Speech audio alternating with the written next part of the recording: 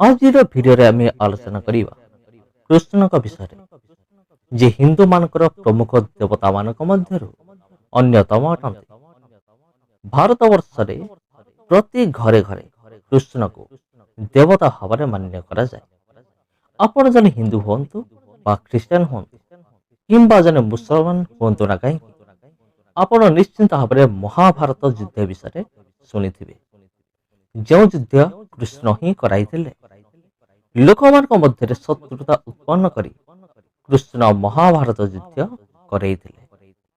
ମହାଭାରତ ଯୁଦ୍ଧରେ ଯେତେ ଜଣ ନିଜ ଲୋକମାନଙ୍କୁ ହରାଇଲେ, ଅର୍ଥାତ୍ ଯେତେ ମା ମାନେ ନିଜ ପୁଅଙ୍କୁ ହରାଇଲେ, ଯେତେ ଭଉଣୀମାନେ ନିଜ ଭାଇମାନଙ୍କୁ ହରାଇଲେ, ସେ ସମସ୍ତେ କୃଷ୍ଣକୁ ହିଁ ଦାୟୀ କଲେ। ବହୁତ ଲୋକମାନେ କୃଷ୍ଣଙ୍କୁ ଅଭିଶାପ ମଧ୍ୟ ଦେଇଥିଲେ। ଏପରିକି କୃଷ୍ଣଙ୍କର ନିଜର ମା ମଧ୍ୟ ଅଭିଶାପ ଦେଇଥିଲେ ଏବଂ କହିଥିଲେ, ଯେମିତି ତୁ ନିଜ ନିଜ ଲୋକମାନଙ୍କୁ ପରସ୍ପର ସହିତ ଲଢ଼େଇ କରେଇ ନିପାତ କରେଇଲି, ତୋ ସହିତ ମଧ୍ୟ ସେହିପରି ହେବ। ଯେତେବେଳେ ମହାଭାରତ ଯୁଦ୍ଧ ସମାପ୍ତ ହେଲା, ସେତେବେଳେ କୃଷ୍ଣ ନିଜ ନଗର ମଥୁରାକୁ ପ୍ରତ୍ୟାବର୍ତ୍ତନ କରିଥିଲେ।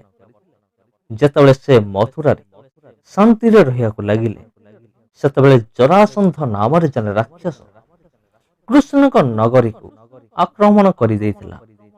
କେବଳ ଥରେ ନୁହେଁ, ଜରାସନ୍ଧ ବାରମ୍ବାର ଆକ୍ରମଣ କରିବାକୁ ଲାଗିଲା।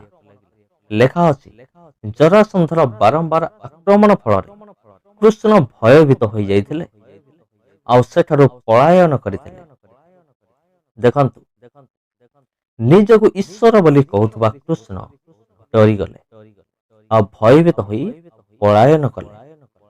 ଯେତେ ଲୋକ ବଞ୍ଚି ଯାଇଥିଲେ, ସେମାନଙ୍କୁ ନେଇ ଦ୍ୱାରିକା ନଗର ଗଠନ କରିଥିଲେ, ଯେଉଁ ନଗର ସମୁଦ୍ରରେ ଥିଲା। କୃଷ୍ଣଙ୍କର ଯେଉଁ ପୁତ୍ରମାନେ ଥିଲେ, ସେମାନେ ବହୁତ ଦ୍ରୁତ ଏବଂ ଦୁଷ୍ଟ ପ୍ରକୃତିର ଥିଲେ। ସେମାନେ ସମସ୍ତଙ୍କୁ ହଇରାଣ କରୁଥିଲେ, ଗଳି ଗଳି ମଧ୍ୟରେ ଶତ୍ରୁତା ରଖୁଥିଲେ। ଯେତେବେଳେ କୃଷ୍ଣ ଦ୍ୱାରିକାରେ ଶାନ୍ତିରେ ଥିଲେ, ସେତେବେଳେ କିଛି ମୁନି ଋଷି ସେଠାକୁ ଆସିଥିଲେ। କୃଷ୍ଣଙ୍କର ପୁତ୍ରମାନେ ସେହି ମୁନି ଋଷିମାନଙ୍କୁ ମଧ୍ୟ ହଇରାଣ କରିବା ଆରମ୍ଭ କରିଦେଇଥିଲେ। କୃଷ୍ଣଙ୍କର ପୁତ୍ର ଏକ ସ୍ତ୍ରୀ ବେଶ ଧାରଣ କରି ନିଜ ପେଟରେ କପଡ଼ା ଦେଇ ତା ମଧ୍ୟରେ ଏକ ଲୁହାକୁ ରଖି ମୁନି ଋଷିମାନଙ୍କୁ ଏକ ପ୍ରଶ୍ନ ପଚାରିଥିଲେ। ଆଉ ଏମାନଙ୍କୁ ମୁନି ଋଷିମାନଙ୍କୁ ଶ୍ରୀକୃଷ୍ଣଙ୍କର ପୁତ୍ର ପ୍ରଶ୍ନ ପଚାରିଥିଲେ, ଏହି ସ୍ତ୍ରୀ ଗର୍ଭବତୀ ଅଛି, ତେଣୁ କୁହ ତ ଦେଖି, ୟା ଗର୍ଭରେ ପୁଅ ଅଛି ନା ଝିଅ ଅଛି? କୃଷ୍ଣଙ୍କର ପୁଅମାନଙ୍କର ଏହି କଠୋର ବ୍ୟବହାରରେ ମୁନି ଋଷିମାନେ ଏତେ କ୍ରୋଧିତ ହୋଇଯାଇଥିଲେ ଯେ ସେମାନେ କୃଷ୍ଣଙ୍କର ସେହି ପୁତ୍ରମାନଙ୍କୁ ଅଭିଶାପ ଦେଇଥିଲେ। ତୁମେ ଯେଉଁ ପ୍ରକାର ନାରୀ ବେଶ ଧାରଣ କରି ଗର୍ଭବତୀର ନାଟକ କରି ଆମକୁ ହଇରାଣ କଲ, ସେଥିପାଇଁ ତୁମେ ସତକୁ ସତ ଗର୍ଭବତୀ ହୋଇଯିବ। ଏକ ଲୁହାର ଅଂଶ ତୁମ ଗର୍ଭରୁ ଜନ୍ମ ଗ୍ରହଣ କରିବ, ଯାହା ତୁମକୁ ଅତ୍ୟନ୍ତ କଷ୍ଟ ଏବଂ ଯନ୍ତ୍ରଣା ପ୍ରଦାନ କରିବ। ସେହି ଲୁହା ତୁମ ଗର୍ଭରୁ ଉତ୍ପନ୍ନ ହେବ ଏବଂ ତୁମ୍ଭର ବିନାଶ କରିବ, ତୁମ ବଂଶର ବିନାଶ କରିବ। ସେହି ସମୟରେ ସତକୁ ସତ ଏହିପରି ହେଇଥିଲା। ସତକୁ ସତ କୃଷ୍ଣଙ୍କର ପୁତ୍ର ଗର୍ଭ ଧାରଣ କରିଥିଲେ। ଏହି କାରଣରୁ କୃଷ୍ଣ ଏବଂ ତାଙ୍କ ପୁତ୍ରଙ୍କର ସବୁ ଜାଗାରେ ବଦନାମ ହେବାକୁ ଲାଗିଲା। ଏହି ସବୁ ଦେଖି ସେହି ନଗରର ବୃଦ୍ଧ ଲୋକମାନେ ସେ ନଗର ସାରା ଏହା ଘୋଷଣା କରିବାକୁ ଲାଗିଲେ, କେହି ମଧ୍ୟ ମଦିରା ପାନ ନ କରୁ, ଅର୍ଥାତ୍ ମଦ୍ୟପାନ ନ କରୁ, ଛଳ କପଟ ନ କରୁ, ଧୋକା ଦେବା କାମ ନ କରୁ। କାହିଁକି ନା ସେହି ନଗରରେ ପ୍ରତ୍ୟେକ ଘରେ ଘରେ ମଦିରା ତିଆରି କରାଯାଉଥିଲା। ସମସ୍ତେ ବହୁତ ପାପ କରୁଥିଲେ। ଭାଇ ଭାଇ ସହିତ, ପୁଅ ବାପା ସହିତ ଛଳ କପଟ କରୁଥିଲା।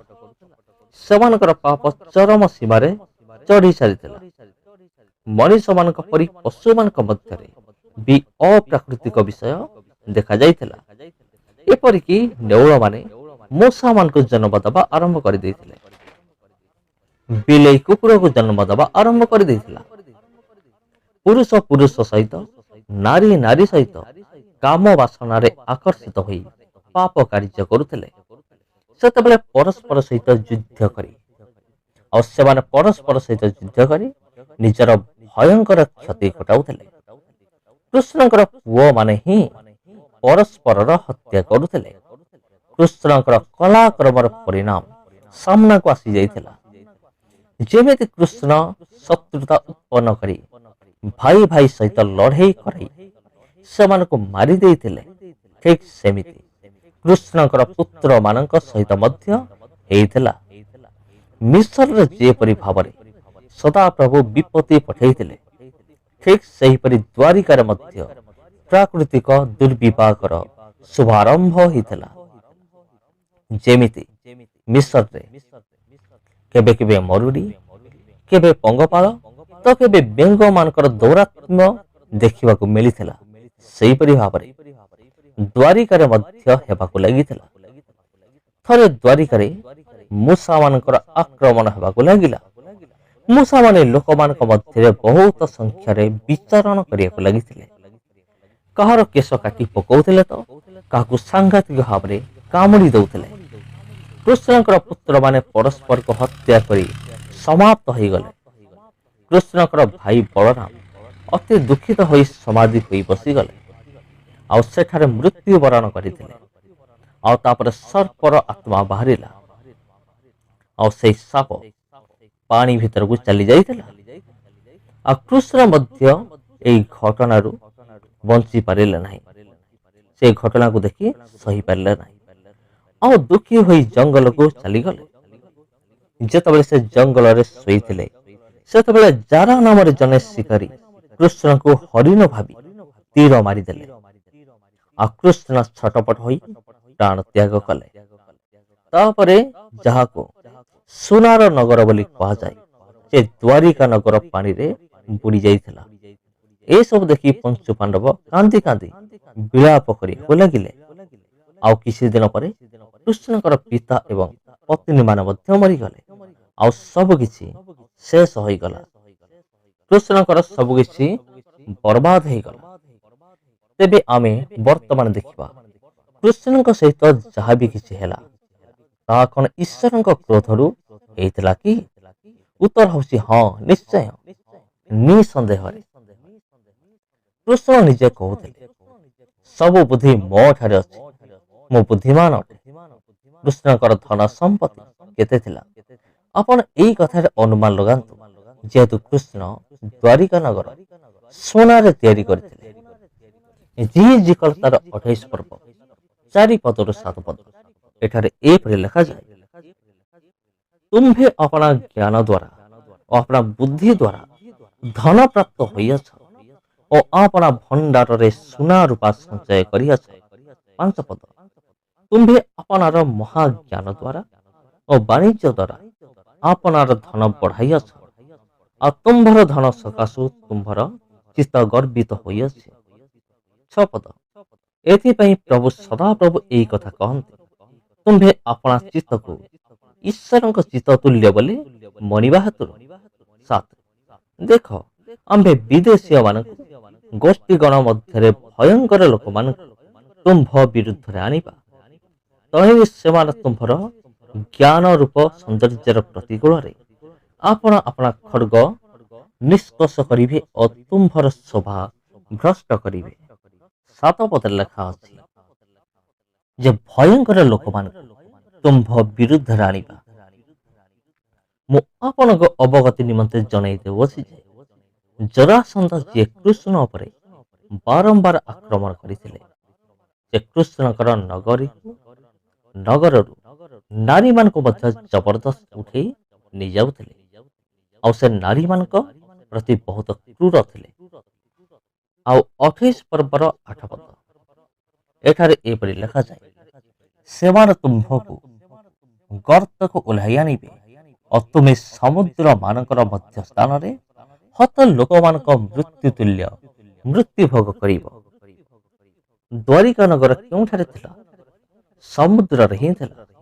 ଆଉ ତା କେଉଁଠାରେ ବୁଡ଼ିଗଲା? ସମୁଦ୍ରରେ। ଆଜିକାଲି ହିନ୍ଦୁମାନେ କହନ୍ତି ସମୁଦ୍ର ଭିତରୁ ମିଳିଲା ଆମର ଦ୍ୱାରିକା ନଗରୀ। ଦେଖ ଆମର ଧର୍ମ କେତେ ପୁରାତନ ଅଟେ। ତେବେ ଦ୍ୱାରିକା ନଗର ସମୁଦ୍ରରେ ବୁଡ଼ିଲା କାହିଁକି? ଏହି ଉପରେ ମଧ୍ୟ ଟିକେ ଧ୍ୟାନ ଦିଅନ୍ତୁ।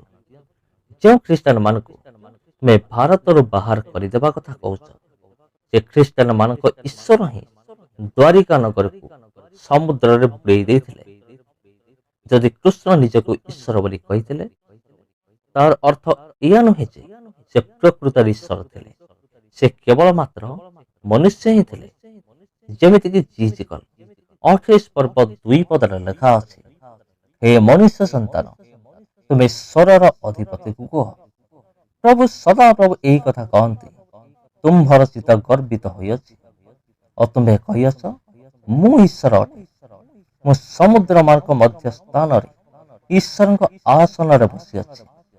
ମାତ୍ର ତୁମ୍ଭେ ଆପଣା ଚିତ୍ତକୁ ଈଶ୍ୱରଙ୍କ ଚିତ୍ତ ତୁଲ୍ୟ ବୋଲି ମଣିଲେ ହେଁ ତୁମେ ତ ଈଶ୍ୱର ନୁହଁ, ମନୁଷ୍ୟ ମାତ୍ର ଅଟ।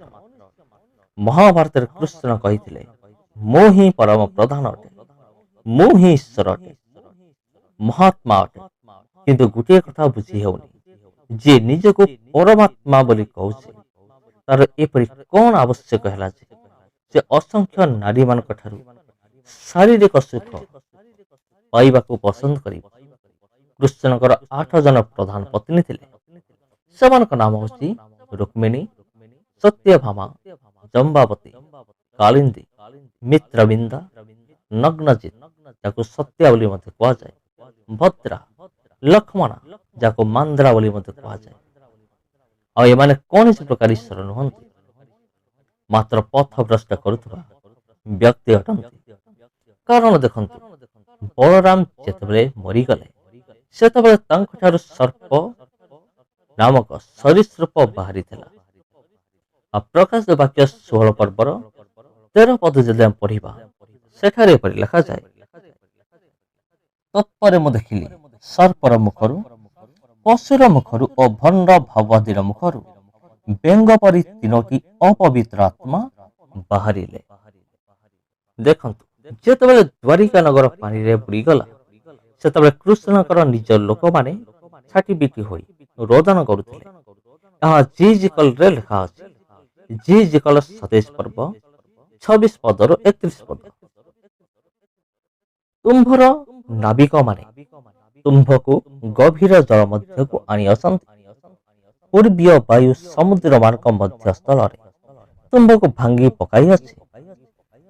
27 ତୁମ୍ଭର ଧନ ଓ ତୁମ୍ଭର ବାଣିଜ୍ୟ ଦ୍ରବ୍ୟ, ତୁମ୍ଭର ବାଣିଜ୍ୟ, ତୁମର ନାବିକଗଣ ଓ ତୁମର କର୍ଣ୍ଣ ଧାରମାନେ, ତୁମର ଛିଦ୍ର ବଟାଳିବା ଲୋକମାନେ ଓ ତୁମ୍ଭର ବାଣିଜ୍ୟ ଦ୍ରବ୍ୟ ଧରିବା ଲୋକମାନେ, ଆଉ ତୁମର ମଧ୍ୟବର୍ତ୍ତୀ ଯୋଦ୍ଧା ସମସ୍ତେ, ତୁମର ମଧ୍ୟବର୍ତ୍ତୀ ସମସ୍ତ ସମାଜ ସହିତ ତୁମ୍ଭର ପତନ ଦିନ ସମୁଦ୍ରମାନଙ୍କ ମଧ୍ୟସ୍ଥଳରେ ପତିତ ହେବ। 28 ତୁମ କର୍ଣ୍ଣ ଧାରଗଣର କ୍ରନ୍ଦନ ଶବ୍ଦରେ ଉପନଗର ସମୂହ କମ୍ପିତ ହେବେ। 29 ପୁଣି ଆହୁଲା ଧରିବା ସମସ୍ତ ଲୋକ, ନାବିକମାନେ ଓ ସମୁଦ୍ରସ୍ଥ କର୍ଣ୍ଣଧାର ସମସ୍ତେ ଆପଣା ଆପଣା ଜାହାଜରୁ ଓହ୍ଲାଇ ଆସି ସ୍ଥଳରେ ଠିଆ ହେବେ।